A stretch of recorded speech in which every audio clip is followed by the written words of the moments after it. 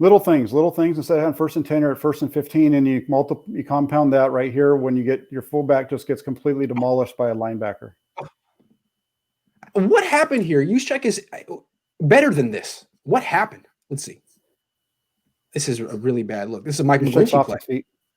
He what? He kind of stops his feet. His feet are his base is a little too wide. Yep. 54 just runs right through him. Doesn't really even stop. See how 54 is a little bit lower. You can kind of see him explode up through him. Yep. Lower.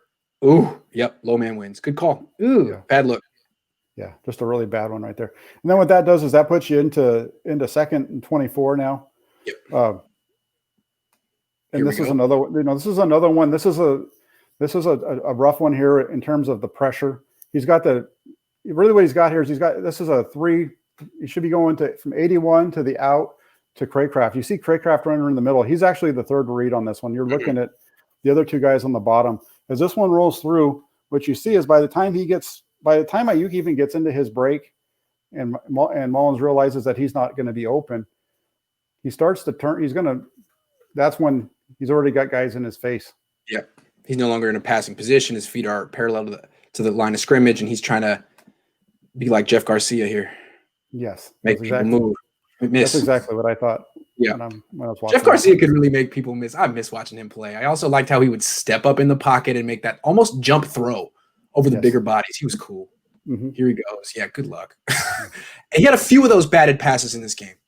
Yeah, and that's one of the things that the Washington defensive line does really well. They've got big, tall guys up there that do a good job of getting their hands up. On that one, if Kerrigan doesn't knock it, who knows? They might be able to get a completion there. Correct. Yeah, who knows?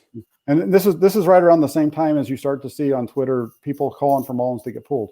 At this point, I'm watching this game and I'm saying this is people who just don't understand how good the Washington defense is coming in here. That's right. And they're winning 7-0. At this point, they're in the driver's seat. They should have won this game. And we're going to get to the point where they lose it. And I have a lot to say about a specific play, but we're not there yet. What's next? Yep. So let's jump to the second quarter. It's still there, 5:09. Okay. On that one, they're just in such a bad situation, they end up punting. Okay. So this is the second play on the next possession. Yes. This is 2nd and 4. Yeah. So they had a 6-yard run on first down from Wilson. And this play is all about the missed block by Juszczyk. This is the second week in a row we've seen a person in his position try to make this block and miss it. See, this is a very hard block. Very hard block. It's a hard block, but this Sweat is the person that makes the play here. Yes. Because he forces Wilson to stop, and then you get the hit from behind. That's a really tough one. It's a really tough block. I mean, I understand you could put this on Juszczyk, but if I were critiquing Kyle, I'd say, Kyle, you really thought Kyle Juszczyk was going to block down and move Montez Sweat? I mean, Mike McGlinchey can't even block Montez Sweat. Juszczyk's going to do it? Yeah. I don't know. We've seen this 2 weeks in a row. We saw this last week on the 9-yard loss by what's his name? Yes. And it was Ayuk who couldn't get the block. Correct. So they this time they've got it with Juszczyk. Yep. And not good enough. Not big enough. That forces him to have to stop his feet. Allen comes running behind him and knocks the ball out of his hands. See, I think if you're going to run this play, it needs to be Dwelley or Werner blocking down. They're bigger. Yeah. Dwelley actually blocks that particular block decently. I mean, it should be Kittle. Kittle will be great at it, but you got to go Dwelley or Werner. What really has to happen is they need to close that split down. Yeah, good call. That is a really good call. It's really hard. Got to close that split. Meaning, get these two players closer together. Yes, exactly. Yep. Yes. Because with where it is, I understand the split there, and the reason they have it that way is because they're trying to get those two guys out. Yeah. But he's got to be able. Neither of the guys that we've seen there have been able to get their head across and make this block. Yep. No. So, okay. The next read is pretty much a waste. We've got a 2-yard run. The shovel pass gets knocked down. Then we have an incompletion to Reed on the sideline. So let's jump to 150. This is the critical moment in the game. This is where they lost the game, right here. These two plays. Well, second one. Let's talk about it.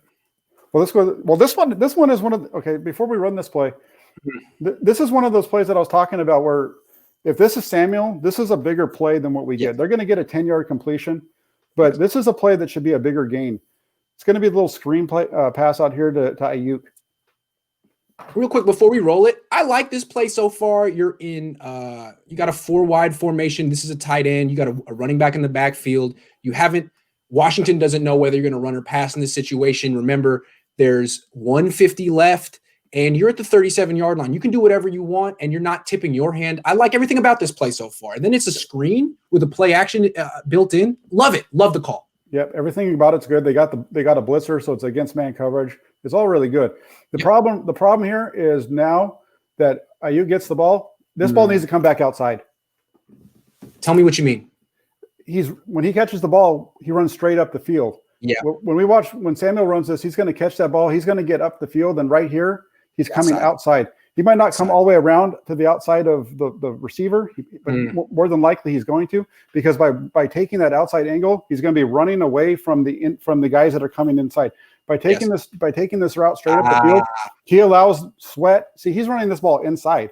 He's allowing Sweat to come and make the play. He's got to catch that ball here and get out here and get up the field and out. Everybody chasing you is coming from the inside. You do not want to. This ball's got to be taken up the field and outside, and instead he takes it up the field and he kind of just continues to drift in. Very interesting. Yeah, it is remarkable what Deebo Samuel can do on these simple plays. And it's a 10-yard gain, but if it's Deebo, it could have been a touchdown. Yeah, if that's Samuel, we're looking at definitely a bigger play than a 10-yard gain right here. Yes. Just little things.